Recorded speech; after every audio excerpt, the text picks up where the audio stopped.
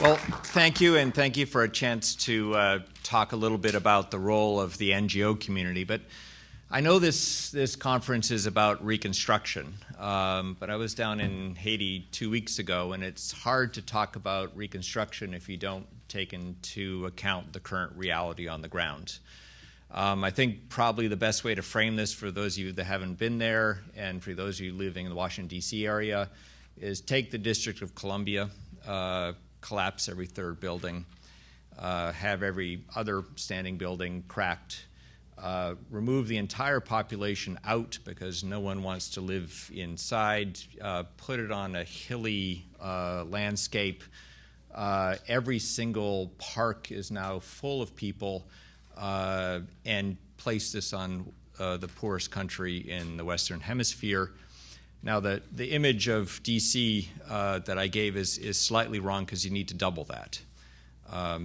D.C. would only be half the scale of what you have on the ground in Port-au-Prince and Léogâne, that broad area. We are talking about the largest human disaster in a urban area in a particular country since World War II. If you compare it to the tsunami, so if you sort of metric tons, the tsunami was about, in Aceh, was about 5 million metric tons of rubble. In Haiti, you're talking about 15 million. It would take every truck in Haiti removing rubble for the next 5 years would not remove all of the rubble that's on the ground. So you have a reality where a city is living outdoors, where you have the world's largest humanitarian response in an urban area, and we have completely exceeded the world's capacity to cope. This exceeds the UN's capacity, the ability of the whole NGO infrastructure to respond. And unfortunately, because of the timing of the earthquake, you have the rains starting now and hurricane season coming. And it is inevitable that you're going to have a degree of human suffering that in any other place on Earth would be called another crisis and disaster. So we're talking about reconstruction while this is the reality on the ground, and I think we need to recognize that to some extent it's an abstraction, that compared to the tsunami at this point in time when we were talking about reconstruction and a phasing out of the disaster, we're looking at this as actually the early phases of the response to the relief effort. So I think that we need to give that frame. The other is the term NGO has been out there. It's whatever it is. I think non-governmental is not really the term I like. And there's been lots of aspersions sort of cast at the NGO community doing X, Y, or Z. I could say you could sort of same thing about business doing X, Y, and Z is about as accurate as that. But I wanted to at least debunk a few myths before I get into the reconstruction side. And the first one is that there are too many NGOs, as this is a bad thing. And we've heard Collier talk about, there are 10,000 NGOs in Haiti, and there are just too many actors on the ground. And to get a sense of whether there are too many or not, I think you need to break it down into sort of 4 distinct categories of when you talk about NGOs, what are you talking about? And one category, which is a category I represent, are the large professional, not always large, but professional, international development and relief organizations or environmental focus organizations or human rights organizations that are professionally organized and staffed around the world. And that's one category I'll come back to. The other is local civil society. And the term that there are 10,000 NGOs, and I heard President Clinton mention this about 2 weeks ago, and that only in India and Jamaica, he said that are there this many NGOs on the ground, and they're just way too many, and they're all over the place, and we can't control them. Well, it roughly works out to about one nonprofit for every 970 Haitians, which sounds like an awful amount, and clearly is a problem until you consider that the United States, with 1.4 million nonprofits, has one nonprofit for every 260 Americans. Or if you look at Western Europe, you end up with the same issue. So is it that a diverse and active nonprofit base in Haiti is a good thing or bad thing? If it's from a control perspective, it's a problem. If it's from a perspective of building a society with active engagement of a population in their own well-being and a voice of that society, all the OECD countries, at least in the West, have massive civil societies and NGO populations, if you want to call them that. And it's your parent-teacher association, your local group. So I think we need to be careful before we cast aspersions on numbers there. Then one of the phenomena of disasters in the 21st century is a global engagement from the North. It's the student group here at GW. It's the local church group that wants to do something. There's this public engagement of the North of wanting to do something and to help, and they show up in droves in Port-au-Prince and other places, and they could be called the NGO community if you want to call them that, but in many ways they're not a professional outfit. They are an outreach of individuals trying to make a difference. Again, very hard for a government to control. And lastly, there's usually the point that, well, these groups have been bypassing the government. Well, most of the funding of the U.S. government is actually through contractors. So the sort of Western contractor going in to deliver services is also tends to be broadly labeled within this NGO category. But before let's get a sense of, sort of just who are we talking about when we're talking about the NGOs. In my mind, we're talking about these international bodies with professional capacity, and then when I refer to local civil society as a slightly different animal. The other myth is that we don't coordinate. The UN, about 15 years ago, came to the realization that the world's infrastructure to respond to relief and reconstruction was largely now non-state. So the primary infrastructure of the world, when the UN says or the World Food Program or whatever UN agency says we're working with our partners, is basically saying that the main operator on the ground to deliver services is not the UN system. The main operator on the ground delivering services right now, and whether it's in Darfur or wherever around the world, is the NGO community. So the largest operational capacity working in Haiti today, delivering services, managing camps. I saw Catholic Relief Services feed 60,000 families for a month last week, with the 82nd Airborne looking on. I mean, the Airborne was there, but the actual work was being done by an NGO. And because of that, this infrastructure of the global NGO community has been integrated into the coordinating infrastructure of the UN and what they call the cluster system, which is actually organized around 12 thematic areas. And there are literally hundreds of people working on, in essence, the coordination of shelter, education, water and sanitation, protection, and so forth in that area.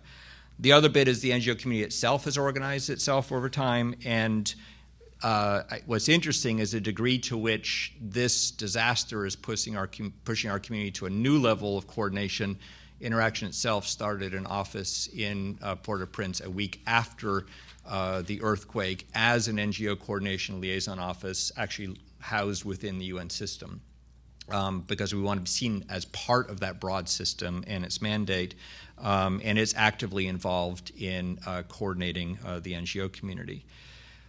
This challenge of coordination has been raised, and I went down on a flight, and there were lots of young people with shirts saying "Save Haiti" or "Do something," as a sense of sort of the people have arrived, and oh my goodness, we've lost control. Who is running all this? And the reality is you really have about 40 to 50 organizations is 90% of the money and 90% of the capacity.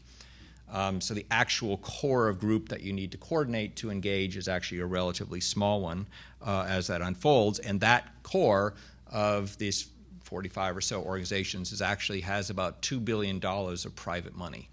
So whether you've contributed to Oxfam or to World Vision or to any of a broad number of organizations, or the American Red Cross or others, that core group of NGOs is in essence a body that is coordinating itself. The greatest fear, I think, and this is one when you have that much capacity on the ground, that level of resources, which in essence means the NGO community is bringing in more resources than the EU is putting in or than the US government is putting in. These are private resources. By definition, that is a challenge to a nation state in terms of what is your appropriate role in the reconstruction. And in the relief phase, we have a clear role in that the UN as a structure under the Interagency Standing Committee, which I sit on, which is the Secretary General of the Red Cross, the heads of the different UN agencies, where you have a legitimate role in a country. The moment you come to reconstruction, in essence, your partnership has to be with the government and the path that the government gives you to rebuild. So I spent a good 3 hours with President Preval, other leaders, in terms of negotiating, and we're still in this negotiation, of what is the appropriate role for the $2.2 billion spend of the NGO community over time. We pledged as Interaction $500 million at the donor conference last week, and in essence are a major donor. But we're not a state-controlled donor, and we're not part of the UN system. And for the $10 someone gives or the $100 someone gives as a donation, the one thing I told the president that there's no way we could change, there's no way that the money is going to go through the nation state. Our role is we're not set up to fund the nation state, and that needs to happen from governments. What we've been able to do is to organize ourselves by sector in terms, whether it's food security, whether it's education, whether it's capacity building, rural development. Most of our members, on average, have been in Haiti for 25 to 30 years. The general statement is, well, you know, you've been there that long, you should have worked yourself out of business, until you say, well, you've been that long working in South Chicago, you should have worked yourself out of business. Human social change is over generations with time. The other frame, of course, is that 98% of all our staff are Haitian, and it's not the Western person flying in from the north saying, let's try to make that difference. What we were able to do, and I'll close with this, was get agreement from the NGO community in the EU, France, Spain, Canada, US, and Brazil. And that is the donor group that is managing the donor inputs into the reconstruction of Haiti, for a common platform, both in terms of what we'd like from the Haitian government, two basic things, decentralized authority and land tenure, and what we'd like from the donors, but most importantly, what we expect of ourselves. And there are key norms on accountability to the Haitian people and to our donors. There are key norms in terms of coordination and collaboration, and what we're able to do is to build the capacity of the front line of Haitian government at the municipal level and the district level between a community and the government. We're not able to build the central government, which is very weak and need massive resources, but that's not going to come from the NGO community. We have a frame that's based on rights-based approaches, which is looking at, in essence, the inherent rights of people to social change. And ultimately, we are interested in the building of local capacity. So for the last 7 weeks, we've had full-time staff engaged with Haitian civil society, largely because we were afraid and concerned that Haitian civil society would think that there's a real gap between it and the international NGO community. And what we found was the unfortunate case was that the gap was actually between Haitian civil society and the Haitian government. And so we've been trying very hard to try to facilitate a greater dialogue, the first real dialogue between Haitian civil society. This is the teachers groups, peasant associations, youth associations, and so forth. The first real dialogue between those groups and the Haitian government was on March 19th. And fundamentally, no effective reconstruction of Haiti long-term will happen on the social realm unless the Haitian people and Haitian civil society are brought into that reconstruction.